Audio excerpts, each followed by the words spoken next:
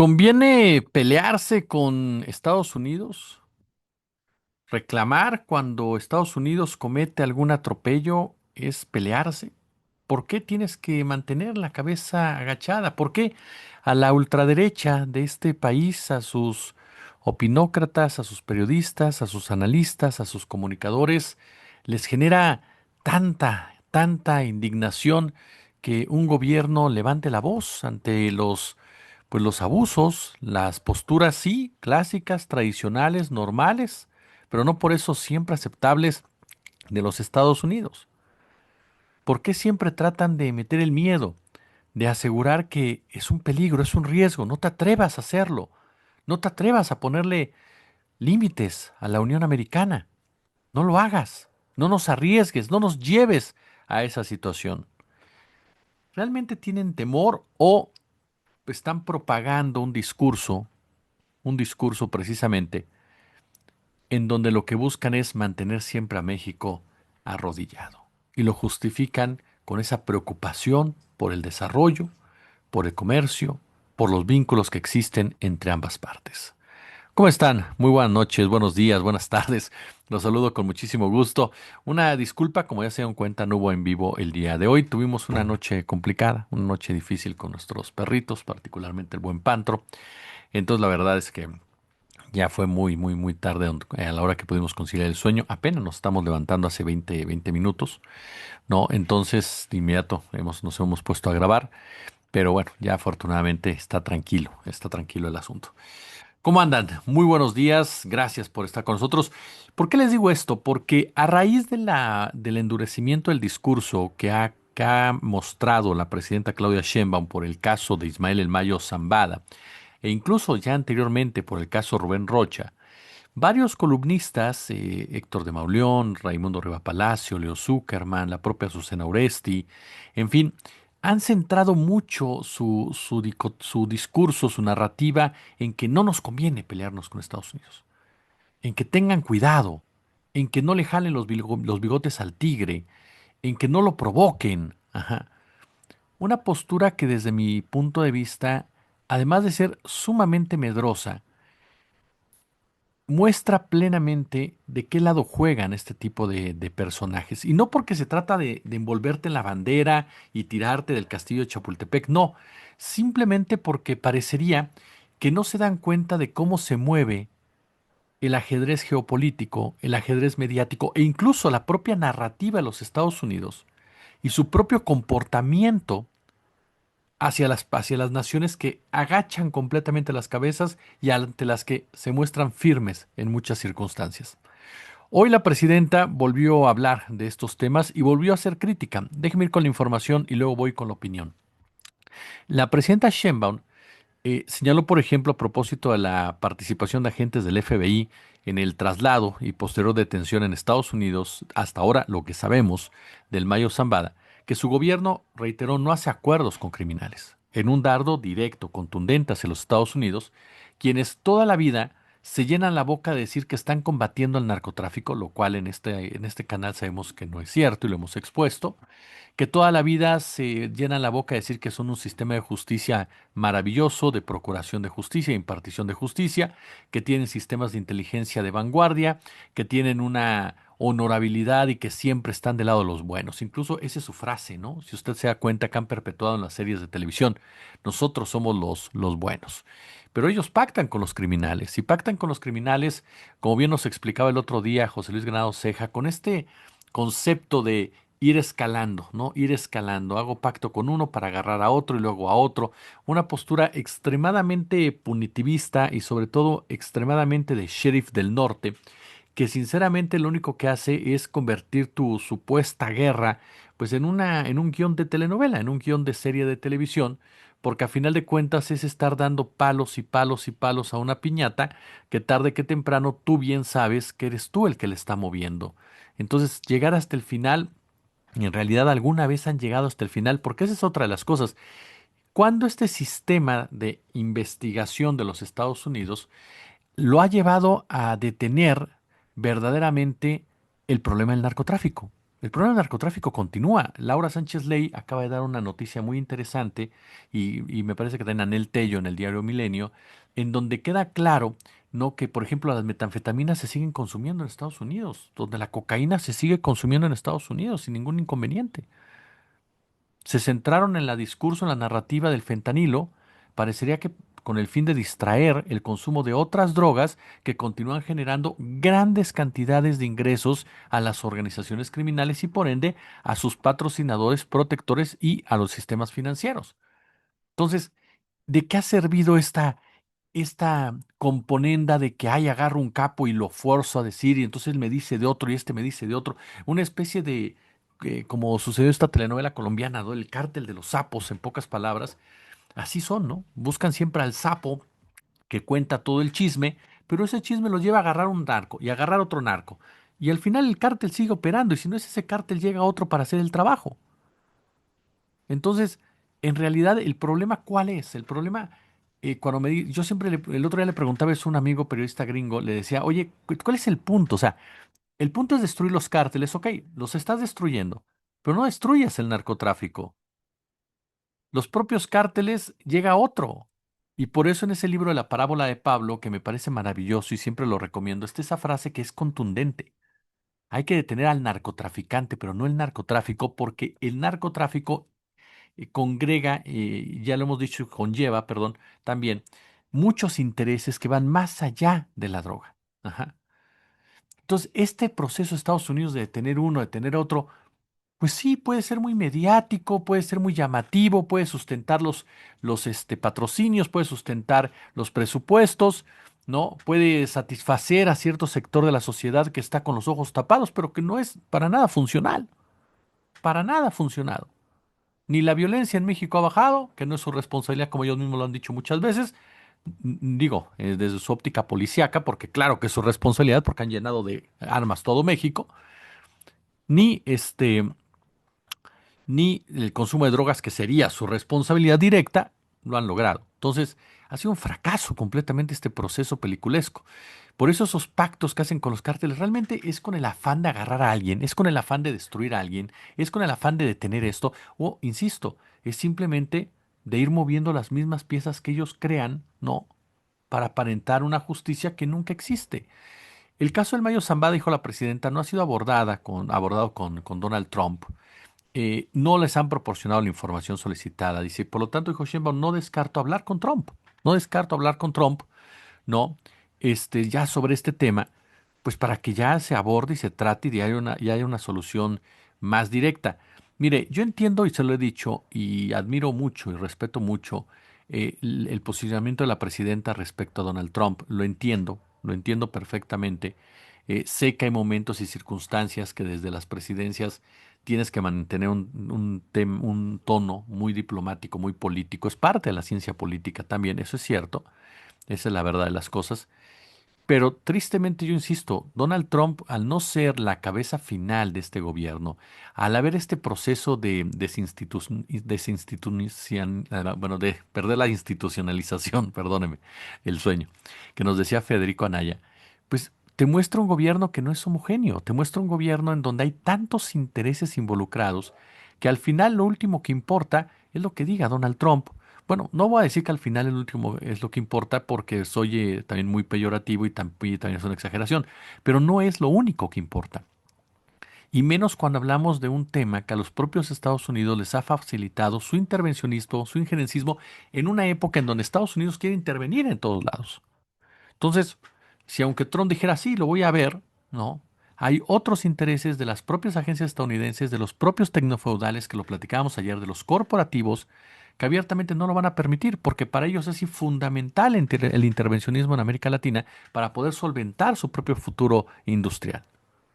Entonces, sí me parece que serían gritos también en el desierto acercarse a Trump, que además ha sido un presidente que ha promovido constantemente la corrupción en su gobierno y que, como bien lo denunció en su momento Oscar Valderas, tiene vínculos con el narcotráfico al momento de crear su fortuna en Nueva York de la mano del entonces Cártel de Cali con el Chepe Londoño, ¿no? Entonces, sí me parece que hay todo un concepto en este marco en donde estamos llegando México a un callejón sin salida, en donde lo único que le queda es esa firmeza, esa firmeza que ha mostrado hasta ahora la presidenta de la República, porque de aquel lado no vamos a conseguir lamentablemente las respuestas que necesitamos porque no les interesa encontrar las respuestas a estos grupos. La presidenta ha sido enfática, ha dicho no puede haber agencias de seguridad en México de investigación operando, así de sencillo, porque hay que recordar que, y esto nos decía ayer el maestro Pepe Reveles, que espero que hayan visto su entrevista, Pepe lo decía muy bien. ¿Qué pasó? O sea, en México es donde más agentes de las agencias de inteligencia hay. O sea, son miles de agentes los que hay en México. Ajá. Son muchos agentes los que hay en México. Somos el país con más presencia de los agentes. No se han ido. En alguna entrevista me preguntaban, ¿y tú crees que no están en México? Yo lo que les decía es, no es que no estén en México, es que les han puesto freno en México. Lo que hizo López Obrador fue ponerles un freno, decirles, tú no puedes operar aquí a menos que me digas qué es lo que estás haciendo. Así de sencillo, porque tú me estás generando violencia, me estás generando otra situación muy diferente a la solución del problema. Entonces tú me tienes que avisar a mí. ¿Y qué es lo que hace Estados Unidos? Traicionar a su socio, porque eso es lo que hace, traicionar a su socio. No le avisa cuántos agentes hay, no le avisa dónde están, no le avisa cómo entran, no le avisa bajo en qué identidad entran. Y entonces lleva a México a un estrés y a una tensión en donde tienen que ser los trabajos de inteligencia los que digan, están aquí, están aquí, están aquí, están aquí, que sigue. Ujú. Es así. Ahora, recordemos el operativo, como bien dijo la presidenta, recordemos el operativo rápido y furioso. Ese operativo, además de violentar la soberanía con el auspicio de Felipe Calderón, no sirvió de nada. Las armas llegaron a los cárteles como querían que llegaran. Perdón, yo no soy, yo no, ya saben que yo me pongo el casco de aluminio y tal vez por eso no soy eh, uno de los consentidos de ciertos grupos, pero para mí, sinceramente, yo no puedo creer que la ATF haga ese tipo de acciones de manera solamente irresponsable, sin una finalidad atrás, cuando el negocio de las armas es uno de los negocios millonarios en donde están involucrados las personas que a ti te llevaron al poder, como llevaron al poder con financiamiento, distintos lobbies a Barack Obama. Entonces, a mí, sinceramente, y cuando tienes una economía de guerra, a mí, sinceramente, me parece que pensar que la ATF lo hizo nada más porque vamos a rastrear, ¿no? Vamos a rastrear esto, pues no fue así. Lo hizo, sinceramente, ¿no? Este, lo hizo con toda la intención de inundar el país para mantener una guerra que los propios Estados Unidos habían bautizado, habían auspiciado y habían ordenado. Y un Calderón lo aceptó porque él era el que estaba administrando esa guerra en México. Ujú. Entonces no lo hicieron para rastrear nada, lo hicieron para armarlos todavía más y que continuara precisamente la violencia. Si a eso le agregamos que el ejército tenía la orden de disparar a quien fuera, pues hombre, ese era el entorno que existía. Ajá. Sobre el caso García Luna, ella asegura que no hay nada que pueda replicarse, es lo que dice la presidenta de la República, confiando en su gente, ¿no? Y fue tajante nuevamente al decir que ellas no están defendiendo a Rocha, están defendiendo la soberanía, no están defendiendo al Mayo Zambada, están defendiendo la soberanía, porque Estados Unidos no puede hacer eso. Ajá. No debe de hacer eso. Entonces, eso es lo que a mí, yo entiendo que haya voces de periodistas críticos, que en lo personal respeto mucho y que abiertamente también ponen sobre la mesa qué tanto se está también un Rubén Rocha subiéndose al carro de la soberanía cuando sabe perfectamente bien lo que hizo, ¿no? Pero a final de cuentas, yo respeto los puntos de vista y podemos estar de acuerdo o no, debatirlos o no, pero sí me parece que no podemos dejar de lado lo que estamos viviendo como América Latina y lo que se está viviendo en el mundo en ese marco. Y contrario, aquí voy con los personajes de derecha, no los periodistas críticos. Los personajes de derecha o periodistas de derecha, cuando llegan a ese punto de decir, ¿nos conviene pelearnos? Pues no es que te convenga pelearte, no te conviene pelearte con nadie, no te conviene pelearte ni con Guatemala, ni con Honduras, ni con Argentina, ni con Colombia, ni con Inglaterra, ni con Sudáfrica, ni con Japón, ni con Uzbekistán, no te conviene pelearte con nadie, pero no puedes permitir que te estén pasando por encima toda la vida. Y eso a mí me parece que en muchos sentidos, aquí entra el tema narrativo, durante muchos años el sistema neoliberal utilizó estos conceptos narrativos, ¿no? Para lograr el sometimiento a sus premisas. desde el punto de que los empresarios eran los jefes de jefes y había que darles las gracias por invertir su dinero, arriesgarlo y darnos un trabajo, ¿no? Hasta pensar o creer que todo lo que venía del norte era mucho mejor de lo que venía, de lo que había aquí. Ese clasismo y ese racismo, perdóname, principalmente, fue fomentado, fue inoculado. No surgió solamente porque sí. Está como patente de corso en un sector de nuestra sociedad que son los herederos de los que estaban presentes desde el gobierno de Iturbide hasta la fecha, bueno, antes, desde la Nueva España, que siguen con sus familias, con sus linajes, llegaron a México o se quedaron en México, procrearon, en fin, fueron generándose y llegaron y son los que siempre han ocupado, en la gran mayoría de los casos, la élite de este país. Por eso son profundamente racistas y profundamente clasistas, porque toda la vida lo han sido, porque siempre han pertenecido, al haber tan poca movilidad social en México, no de ahora, desde siempre, porque la clase que se hizo millonaria no fue los mexicanos que le echaran ganas, los mexicanos que le echaban ganas en la época nacionalista del PRI, alcanzaba cierto nivel de vida, pero los que se hacían millonarios eran los corruptos. Los policías corruptos, los políticos corruptos, los empresarios corruptos, los cuates del gobierno, esos eran los empresarios decentes. No dudo que haya habido uno que otro que alcanzara un nivel de millonario, pero la gran mayoría no fue así. La gran mayoría en realidad se quedó en una clase media alta porque el resto cerró cualquier ascenso social. A eso nos referimos también como la falta de movilidad social afecta no solamente al que no tiene nada, sino también al que tiene algo más. Y en ese sentido, por ejemplo, es en donde se viene a profundizar mucho más con el neoliberalismo. Entonces, en ese punto, los que son élite siempre han sido élite. Y por eso siempre van a tener ese concepto de que México tiene que arrodillarse a los que están afuera. Y van a tener ese concepto de que te da un prestigio hablar inglés, por ejemplo, y no hablar náhuatl.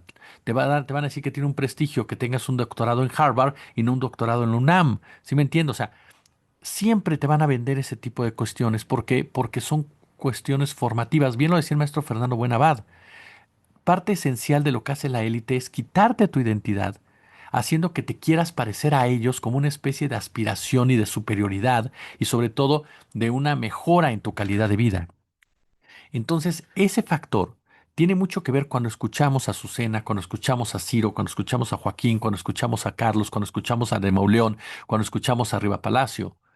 Son personajes que se criaron también dentro de ese marco en mayor o menor medida, que se empoderaron, que se enriquecieron, que lograron comprar yates en una época completamente neoliberal, en donde por supuesto que la iglesia estuvo más que presente también para jugar en ese terreno, atacando la propia teología de la liberación desde la propia ubre de la iglesia católica, con la finalidad de fortalecer esos conceptos de élite. Entonces, estos periodistas se mantienen, por supuesto, no, en esa lógica de promover una ideología que logre que el mexicano se intimide ante los Estados Unidos, que logre que el mexicano agache la cabeza y no exija lo que tiene que exigir. Y te la disfrazan. Yo he visto a varios youtubers, influencers empresariales, no te puedes pelear con Estados Unidos porque estamos completamente sincronizados.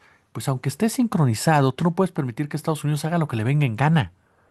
Pero es gente que no entiende ni siquiera el concepto de soberanía. Que si tú le preguntas sobre el concepto de soberanía, todos ellos te van a decir que la soberanía no importa, que la soberanía se perdió hace muchos años, que la soberanía no sirve para nada. Y es cierto, la soberanía no se perdió, la entregamos, que fue muy diferente.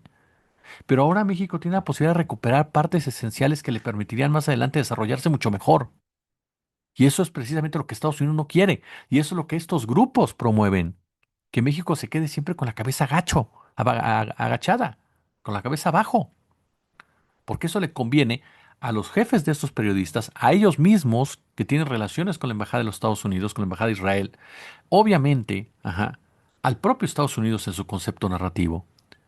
Entonces, no se trata aquí de que la presidenta se esté peleando con nadie o si nos conviene pelearnos con nadie. Se trata de exigir respeto a tu territorio, exigir respeto a tu país, exigir respeto a tu bandera, exigir respeto a tu soberanía, exigir respeto a tus leyes. De eso se trata, a final de cuentas. Hasta ahora no han querido presentar las pruebas que tienen o dicen tener sobre Rubén Rocha. Y eso lo podrían resolver sin problema, sin petulancia, con un telefonazo. del propio Trump. Oiga, presidenta, tenemos esto en contra de esta persona. Se los voy a comunicar a usted, pero no puede salirse de aquí por un proceso legal. Eso se hace en política. No me vengan ahora que son muy respetuosos los gringos del derecho, por favor. Ajá. Cuando estamos viendo lo que hacen. Cuando hacen operaciones encubiertas en todos lados y derrocan gobiernos. No me digan eso, hombre. Ujú. Ahora resulta que son inflexibles, ¿no? En ese sentido, por favor. Hay comunicaciones que van por encima de la diplomacia.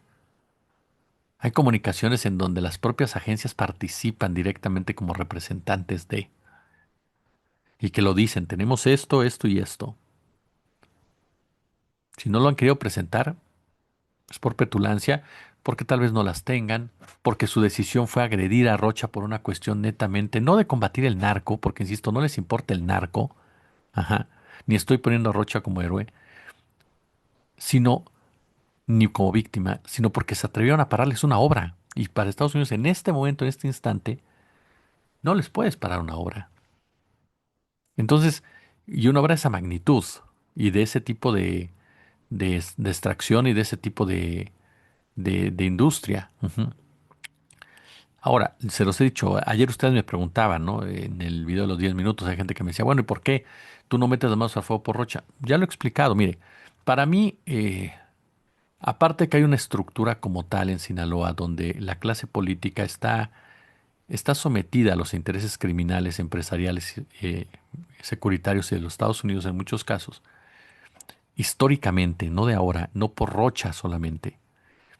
El factor Melesio Cuen me acabó de convencer de ciertos puntos, como la fiscalía, que dependía de Rocha, inventó la muerte de Melesio Cuen. O sea, Melesio Cuen, inventaron una muerte de Melesio Cuen. Es decir, Melesio Cuen no aparece por ningún lado.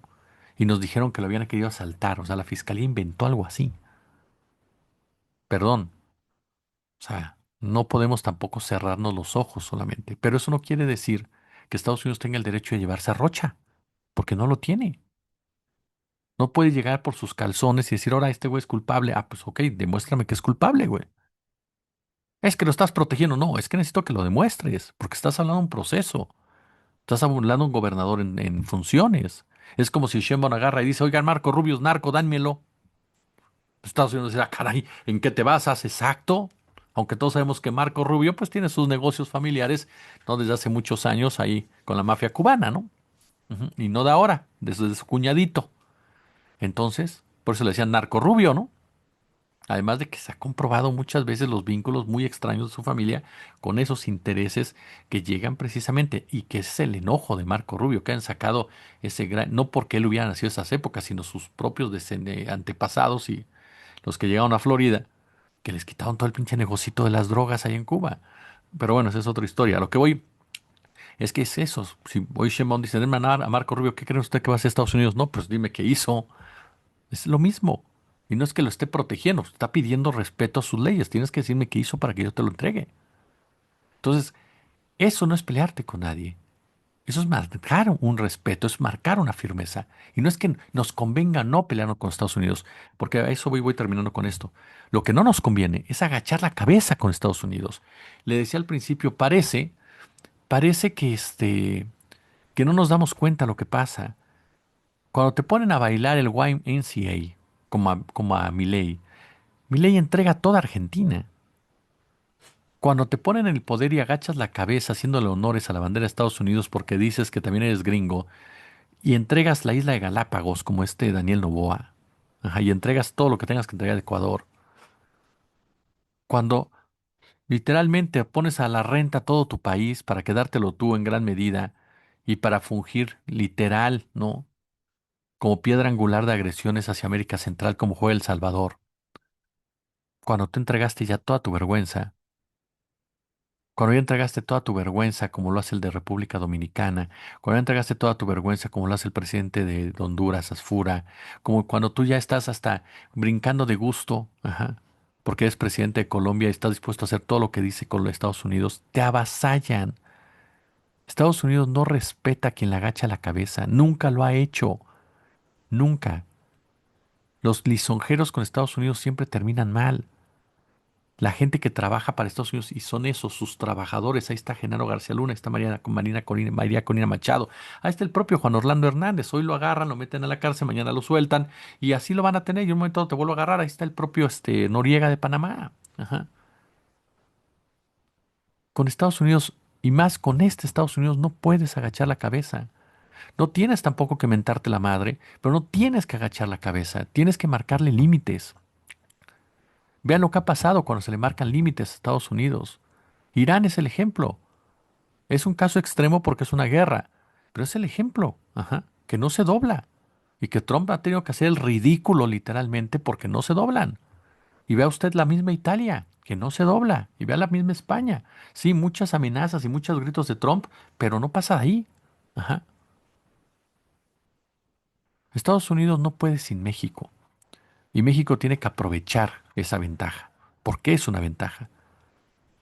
Y tiene que aprovechar la ventaja de que aquí no hay una polarización política en cuestión de aceptación de un gobierno. Hay 70% de aceptación para la presidenta. Y eso es un respaldo popular importante. Ujú. Entonces, eso son tus armas también, que te permiten fijar posturas críticas.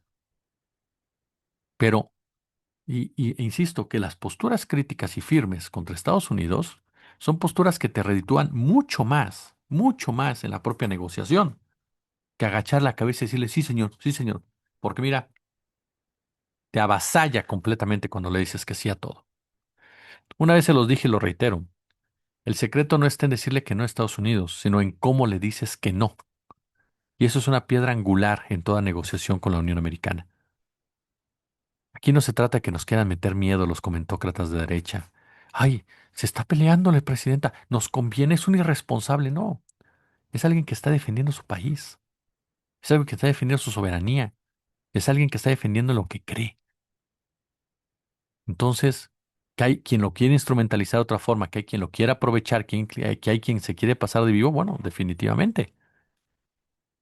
Pero el principio básico de lo que lo hace Sheinbaum está muy enfocado a que ella misma sabe que el futuro de México en esta nueva etapa del mundo, ajá, depende de defender su soberanía por las razones que ya hemos hablado, de la cuestión manufacturera, ensamble, patentes, diseño, que México pueda hacer e insertarse en la nueva revolución tecnológica porque tiene con qué y tiene los insumos. Ajá.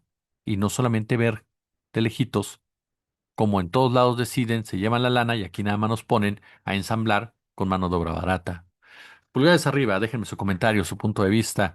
Y ya lo saben, como siempre un gusto, como siempre un verdadero, pero verdadero placer. Les reitero, 17 de julio, 10:30 de la noche, no se lo pierdan.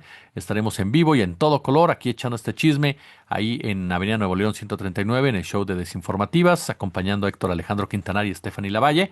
Les puse ahí como comentario fijado, ¿no? La Liga de los Boletos, están acabando, así que apúrele. Y por supuesto, nos vemos y ahí nos tomamos una foto y platicamos muy a gusto. Como siempre, un gusto, como siempre, un placer.